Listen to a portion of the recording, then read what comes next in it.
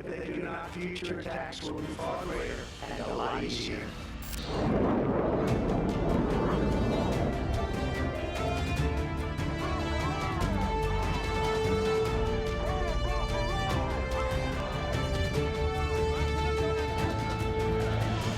Kita ingin semua turun ke suhu, kita ingin cari penyelesaian yang damai untuk semua pihak.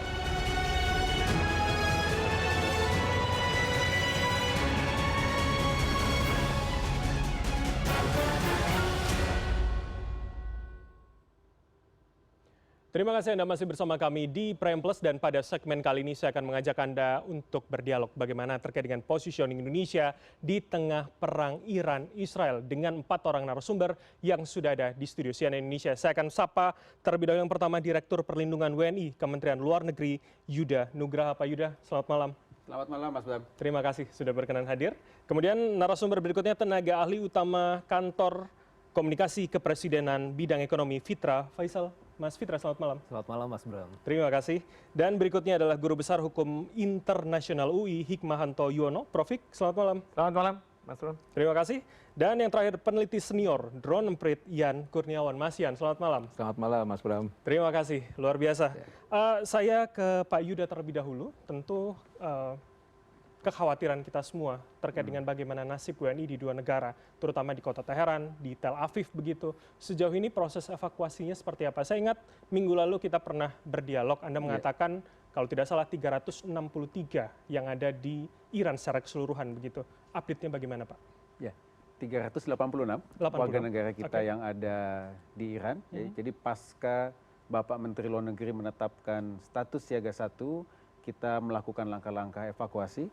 Alhamdulillah pada tanggal 20 kita bisa menggerakkan 97 evakui yang terdiri dari 93 warga negara Indonesia, 1 warga negara Iran, spouse dari WNI, dan 3 staf pendamping dari KBRI.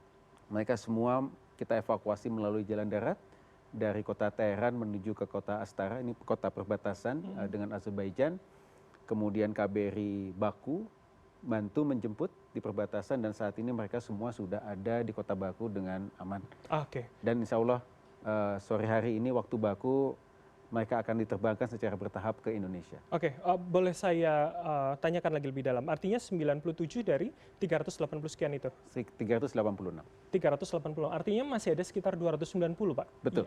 Prosesnya akan seperti apa? Apakah kemudian memang dalam kondisi panas di Iran itu perlu tahapan-tahapan memindahkan warga negara kita di sana, Pak?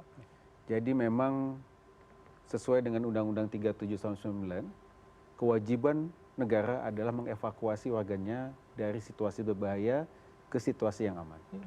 Pada saat kita menetapkan status siaga 1, itu adalah situasi di mana kita nilai membahayakan jiwa warga negara kita dan itulah kita melakukan langkah-langkah evakuasi secara aktif.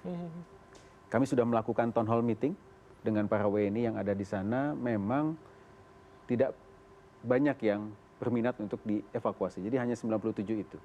Artinya di sana merasa aman, sebagian yang tidak.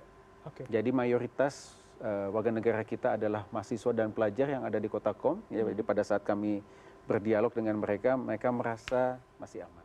Jadi memang kota Qom ini kota yang relatif tidak banyak diserang oleh Israel. Namun sekali lagi kami selalu mengingatkan bahwa potensi eskalasi ke depan itu sangat tinggi.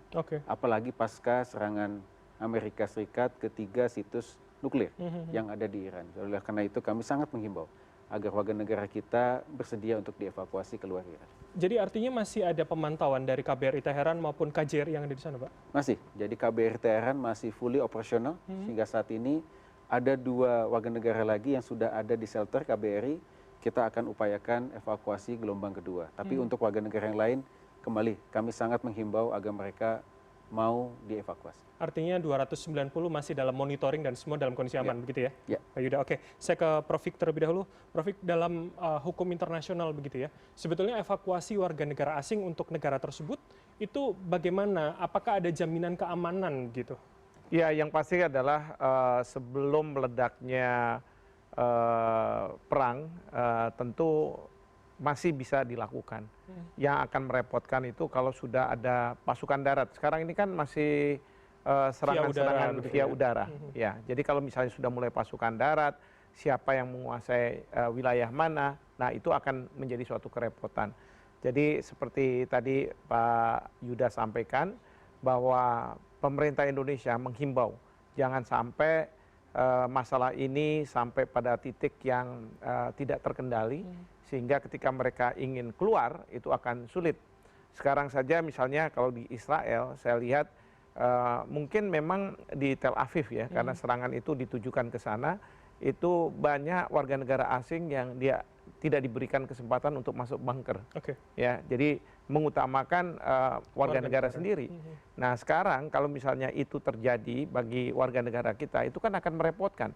Saya lihat misalnya ada warga negara dari Cina yang menyampaikan bahwa saya nggak dapat nih kesempatan untuk masuk bunker. Jadi bagi warga kita, saya sangat menghimbau untuk mengikuti apa yang disampaikan oleh Kementerian Luar Negeri, perwakilan kita. Tentu di Israel kita tidak ada perwakilan, tapi ada di Aman, untuk segera mengevakuasi diri dan kemudian tidak membuat repot pemerintah. Karena pada satu titik tertentu juga pemerintah bisa saja tidak bisa melakukan apa-apa, tetapi pemerintah sudah menjalankan tugasnya sampai batas tertentu terhadap warga negaranya, yaitu melindungi mereka. Artinya memang harus mengikuti apa yang pemerintah Indonesia sampaikan begitu ya, Betul melalui sekali. KBRI maupun KJRI. Betul. Prof. Jadi kalau kemudian sudah ada pasukan darat, saya ingin mendalami soal itu.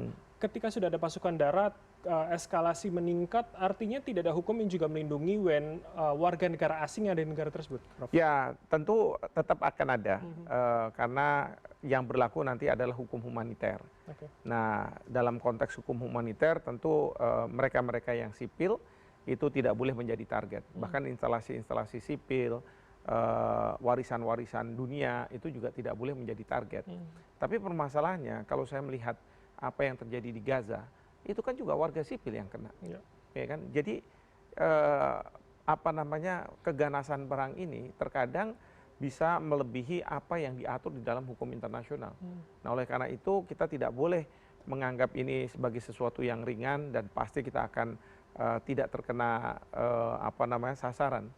Dalam situasi perang itu ada yang disebut sebagai collateral damage. Nah, collateral damage ini bisa saja warga-warga sipil yang ada di situ. Nah, makanya kalau kita dengar apa yang disampaikan oleh pemerintah Amerika Serikat untuk melakukan evakuasi diri terhadap warga mereka yang ada bahkan di Timur Tengah. Kemudian juga dari pihak Iran juga minta agar warga Israel, warga sipil tidak mendekat di tempat-tempat yang mereka akan serang, biasanya di instalasi militer. Tapi ingat ya, instalasi militer itu seperti Mabes TNI kita, kanan kiri kan ada sipil, ya, yang ini sekarang ini diminta untuk keluar, sehingga ketika serangan itu dilakukan tidak akan mengena ke masyarakat sipil. Dan terus terang juga yang kita harus hati-hati, kadangkala ada juga mereka-mereka yang ada di lapangan itu melakukan serangan ya karena emosinya tidak mengikuti apa yang menjadi arahan atasannya, lalu menyasar kepada rakyat sipil. Jadi sekali lagi bagi warga negara kita untuk supaya memperhatikan masalah-masalah seperti ini. Oke, baik, menarik. Saya kembali ke Pak Yuda. Pak Yuda, kalau itu kemudian yang tadi kita bahas adalah di Iran dan terutama di kota Teheran. Bagaimana dengan di Tel Aviv? Kita tidak punya, harus menuju Yordania.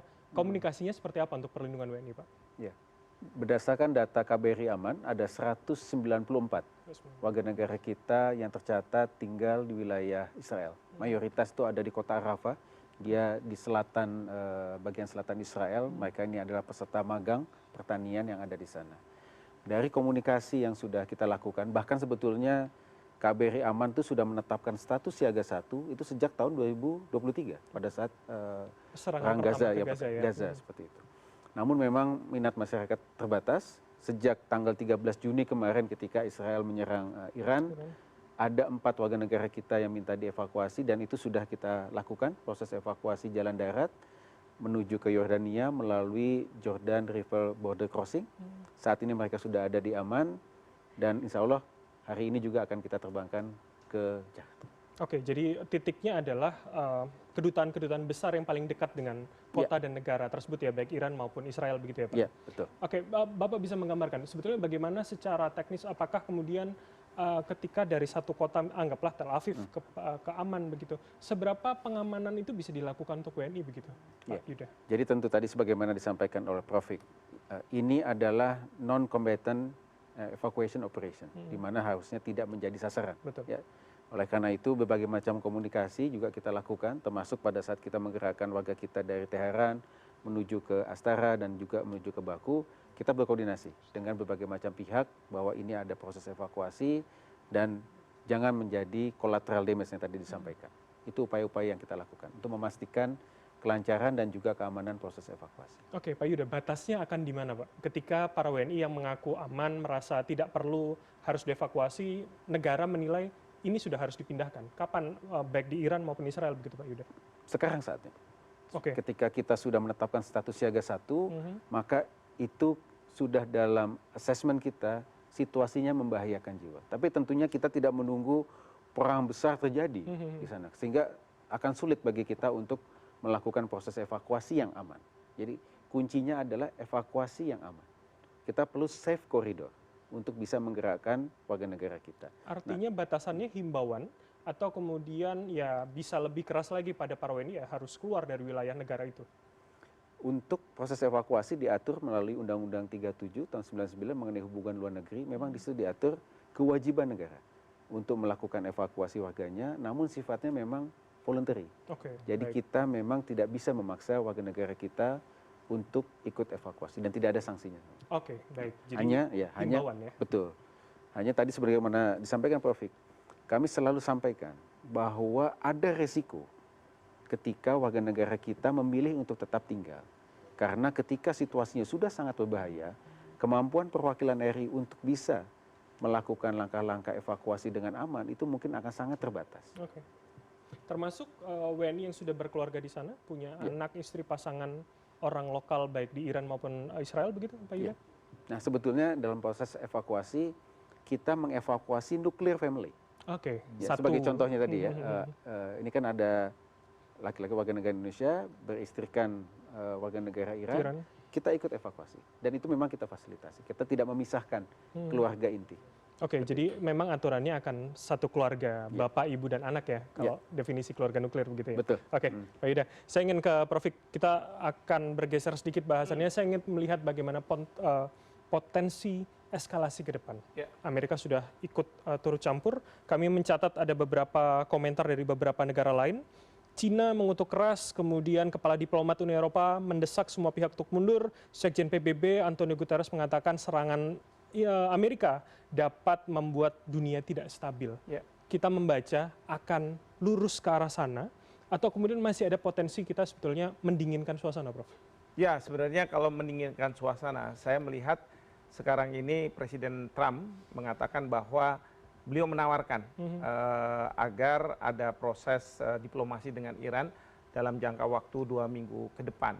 Nah, kita tidak tahu apakah ini merupakan posisi agak mundur dari Amerika Serikat, karena pada waktu peluncuran bom di Iran, di 3 titik itu, Presiden Trump secara tegas mengatakan ada 2 opsi dari pihak Iran. Pertama, berdamai, atau yang kedua, kita akan serang lebih keras lagi, dan kali ini katanya serangan akan mudah karena Iran tidak lagi mempunyai senjata nuklir. Itu yang diklaim oleh pihak Trump.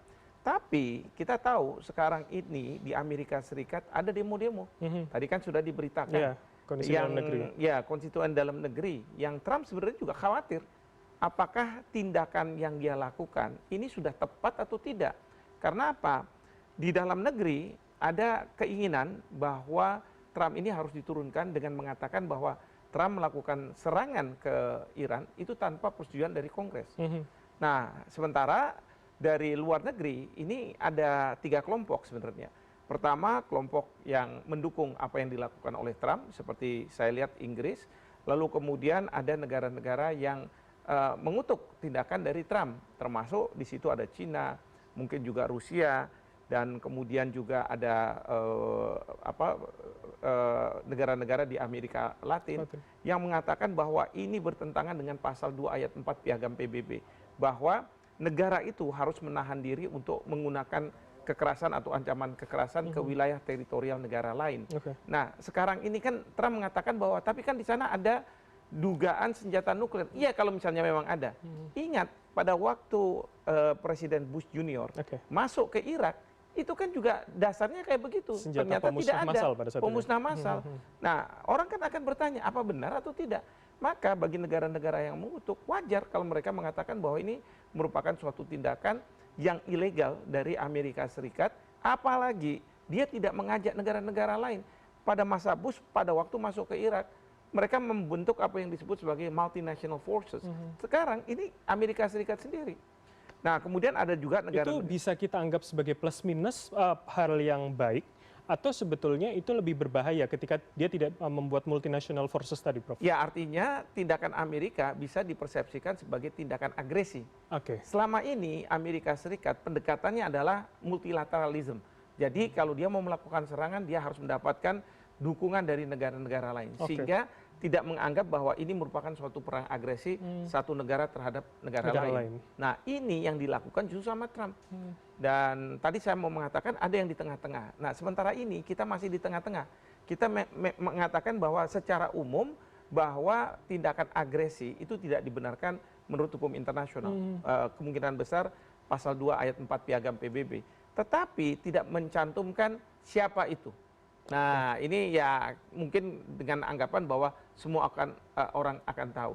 Tapi idenya adalah tidak mencantumkan itu karena kita mau berpihak pada perdamaian. Jadi politik luar negeri bebas aktif itu harus diterjemahkan bahwa kita tidak akan berpihak ke salah satu yang bertikai, tetapi kita akan secara aktif mencari perdamaian itu.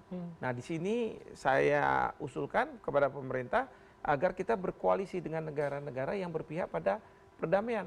Karena kalau sekarang ini saya melihat Menteri Luar Negeri Iran pergi ke Rusia. Intinya adalah mungkin saya yakin Iran minta supaya Rusia bisa turun tangan sehingga menjadi penyeimbang. Nah, kemudian juga mungkin Korea Utara sudah dengan senang hati tanpa diundang akan mengirimkan pasukannya. Karena apa? Yang dihadapi ini sekarang Amerika Serikat. Proyeksi Anda akan secara terbuka, Prof, dua negara?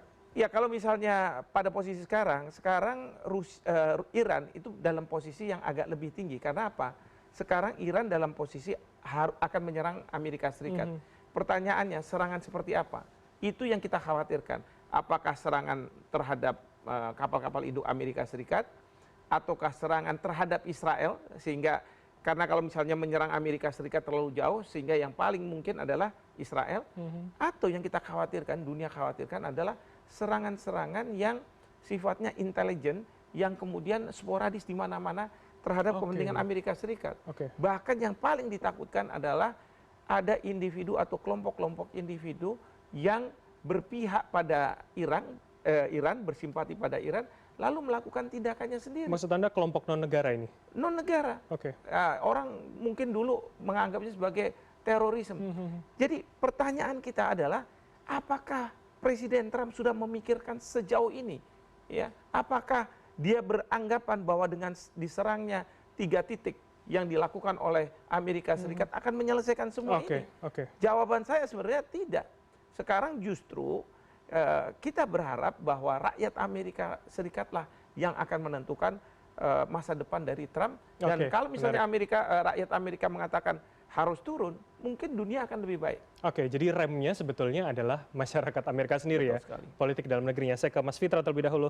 Mas Fitra, saya tahu Anda bidang ekonomi, tapi izinkan saya menanyakan ini. Bagaimana diskusi di internal PCO terkait itu? Bagaimana menjelaskan ke masyarakat bahwa Indonesia memang ada di tengah, seperti kata Pak Prabowo, non-blok, tapi kita mengunjungi Rusia dan tidak datang ke G7 begitu, Mas Fitra? Iya, Pak Prabowo dalam setiap pernyataannya selalu mengedepankan prinsip tidak ada aliansi, kita selalu berada di tengah. Dan itu ditegaskan lagi dalam pertemuan kemarin di Rusia, bahwa kedatangan ke forum di Rusia itu ya karena memang masalah administrasi saja. Mereka mengundang terlebih dahulu, baru G7 dan ya first thing first. Jadi ketika diundang ya datang gitu. Semudah itu sebenarnya penjelasannya. Di sisi yang lain ya Presiden juga sebenarnya juga melihat bahwa forum G7 itu juga penting ya.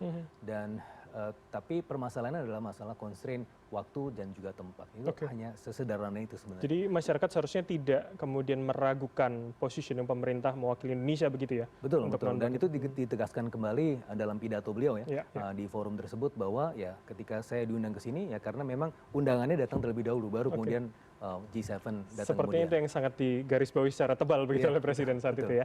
Oke Mas Fitra, saya masuk ke soal kekhawatiran kita bersama, soal bagaimana dampak harga minyak terutama, karena data yang kami dapatkan setelah serangan harga minyak mencapai 75 US dollar per barelnya dan bisa kemudian meningkat hingga angka 90 sampai 110 kurang lebih. Apa yang bisa disiapkan pemerintah Mas terkait dengan dampak itu terutama untuk ekonomi Indonesia? Ya, civis pacem para belum. Kalau mau damai harus siap perang, harus siap dengan segala kemungkinan terburuk. Dan ini sudah disampaikan Presiden semenjak awal tahun ya, bahkan sering sekali menyampaikan kondisi-kondisi kemungkinan terburuk yang mana membuat tanggung jawab dan kemudian prioritas-prioritas pemerintah adalah ke program-program yang sifatnya ketahanan pangan, ketahanan energi dan seterusnya. Dan oleh karenanya kalau kita bicara mengenai ketahanan pangan misalnya, Mas Bram, di kuartal 1 tahun ini pertumbuhan dari sektor pertanian itu 10,53%.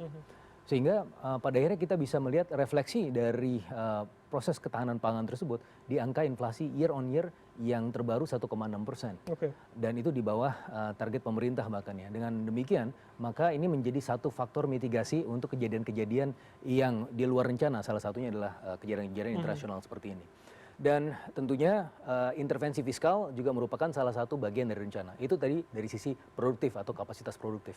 Dari sisi fiskal, target makro di tahun ini 82 US dollar per barrel.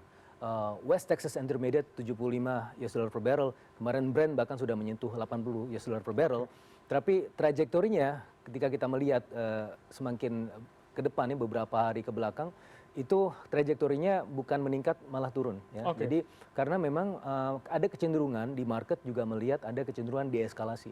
Bisa lihat juga dengan adanya patokan harga minyak dunia untuk 6 bulan ke depan itu kembali lagi ke level 60 US dollar per barrel. Tapi ketika eskalasi nanti akan berubah, bukankah itu juga kecenderungannya akan berubah begitu Mas Fitra? Betul betul. Nah, saya berbicara dulu dari sisi market sudah melihat bahwa ini akan short lived. Setidaknya itu keyakinan pasar sehingga kalau kita lihat memang ada tekanan tapi tidak sangat signifikan. Tetapi tentunya kita juga harus sadar bahwa akan ada kemungkinan terburuk. Salah satu kemungkinan terburuk yang juga bisa punya implikasi kepada kenaikan harga minyak dunia adalah ditutupnya Selat Hormuz. Selat Hormuz itu adalah lalu lintas 18 sampai 21 juta barrel per day lewat situ. 20% ekspor minyak mentah dunia. Betul, 20% dari total konsumsi juga minyak dunia. Sehingga itu dari hasil simulasinya bisa menghadirkan kenaikan harga minyak dunia sampai 100 dan 110 US dollar per barrel. Nah, kalau sudah seperti itu, maka dari sisi fiskal itu simulasinya setiap ada $1 kenaikan dari harga patokan makro yang 82, sekarang itu masih di bawah ya. Tapi kalau misalnya sudah 83, 84 dan seterusnya, itu setiap kenaikan 1 US dollar bisa menghadirkan 2-3 triliun tekanan fiskal. Dan jadi kalau kita melihat gini, itu net off-nya. Sebenarnya dengan kenaikan atau potensi kenaikan harga minyak dunia, itu juga menghasilkan revenue. Tapi di sisi yang lain potensi belanjanya jauh lebih tinggi, sehingga net off-nya 2-3 triliun rupiah. Nah, kalau sudah sampai 100 atau 110 US dollar per barrel, berapa intervensi fiskal yang harus dilakukan oleh pemerintah? Itu sudah masuk dalam skenario antara 54 triliun untuk 100 US dollar per barrel hingga 84 triliun untuk 110 US dollar per barrel untuk kemungkinan terburuknya. Jadi skenario fiskal tadi memang sudah disiapkan gitu ya, ketika memang kondisi akan semakin memanas di sana. Betul, jadi kalau kita kembali lagi Mas Bram ke awal tahun ketika pemerintah mengeluarkan Impres 1 2025, bagaimana belanja itu difokuskan kepada hal-hal yang sifatnya produktif dan sifatnya lebih ke mitigasi risiko. Dan oleh karenanya kita memiliki cadangan fiskal yang cukup baik ya, sehingga bisa melakukan stimulus-stimulus atau subsidi-subsidi untuk bisa mengantisipasi gejolak-gejolak global ya. Salah satunya yang sudah dikeluarkan di kuartal kedua tahun ini 24,4 triliun sebenarnya ini untuk tarif Trump. Tetapi sebagai presiden bahwa pemerintah sudah melakukan stimulus sebagai add-on dari belanja pemerintah di tahun ini untuk kemudian melakukan mitigasi terhadap krisis, terutama krisis internasional, dan itu bisa saja dilakukan kembali di kuartal 3 atau kuartal keempat. Gitu. Oke, berarti artinya tetap sudah disiapkan bantalan-bantalan tadi ya. Oke, Mas, ini saya juga perlu mengkonfirmasi kepada Anda. Satu statement yang kemudian menurut saya menarik untuk dikonfirmasi kepada Anda adalah soal keyakinan atau statement begitu ya dari mantan Menteri SDM Archandra Tahar mengatakan sebetulnya persepsi pasar itu terbentuk dari situasi politik yang tidak menentu, bukan hanya soal supply dan demand. Artinya kami awam menganggap ini juga sangat mengkhawatirkan, apalagi dengan kondisi yang akan semakin khawatirnya akan semakin lebih buruk. Betul sekali, Mas Bram. Jadi kalau kita melihat bagaimana pergerakan atau perilaku dari harga minyak dunia itu menyerupai pergerakan indikator di sektor keuangan yang mana sangat sensitif terhadap isu-isu negatif. Nah, kalau kita lihat dalam pergerakan sekarang sebenarnya dari sisi teknis di Selat Hormuz itu cuma drop sekitar 1% aktivitasnya. Oh, tidak terlalu berdampak? Tidak ada dampak yang cukup serius. Bahkan kalau kita lihat map dari logistik di Selat Hormuz sekarang itu masih ramai sampai jam ini juga. Tidak ada pergerakan yang kemudian terhambat. Atau jangan-jangan masih kondisi hari ini, tapi kita tidak tahu ke depannya.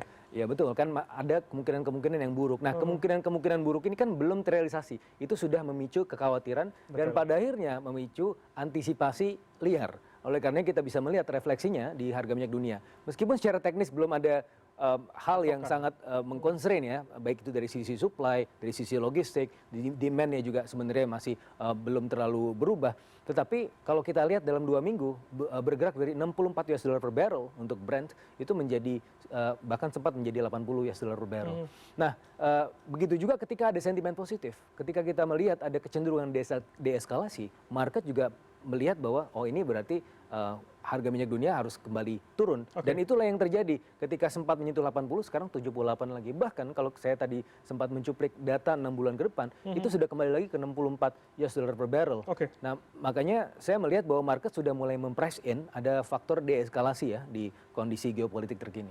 Oke, harapannya memang bisa dikunci ya di angka 60-an, itu tidak sampai 70. Saya ke Mas Yan. Saya ingin Anda mentis sedikit begitu ya. Kasih sedikit bagaimana sebetulnya masyarakat Indonesia menanggapi soal perang Israel dan Iran. Positifkah atau ada khawatiran kita akan terdampak di situ, Mas Yan? Ya, jadi kalau dari percakapan nih Mas, kalau kita pakai kata kunci Iran-Israel, itu datanya kalau anak sekarang bilangnya segede gaban Mas, besar banget. Sampai mesin itu, wah nggak kuat nerima, kurang lebih seperti itu. Saya yakin juga di PCO juga mesinnya juga gitu. Karena besar sekali dunia itu. Percakapan publik dunia lagi tertuju ke situ. Nah, kami itu filtering dengan kata Indonesia siaga. Dan itu banyak temuan-temuan yang menarik. Kurang lebih gini, ada 3 kelompok yang membahas atau ada 3 klaster yang fokus pada 3 hal. Pertama itu kesiapsiagaan Indonesia. Terus kedua itu kelompok yang menonton karena ada news value konflik di situ. Apalagi konfliknya ini mengandung beberapa nilai, termasuk nilai politik, nilai ideologi, nilai teologi juga dan sebagainya. Terus yang ketiga adalah kelompok yang reading the wave, berselancar pada isu Israel-Iran ini ke mengkritik terkait dengan kebijakan pemerintah. Jadi secara keseluruhan tonnya positif atau negatif? 30% negatif. 30% cuma negatif. Kami nanti akan kasih unjuk terkait dengan tren dan pola narasinya seperti apa. Itu yang menurut kami ditahan dulu Mas Yan, karena di segmen berikutnya saya akan ajak Anda untuk melihat bagaimana data lebih dalam soal seberapa banyak maupun tren ke arah mana netizen Indonesia memaknai konflik yang ada di Israel dan juga di Iran. Tetaplah bersama kami di Prime Plus.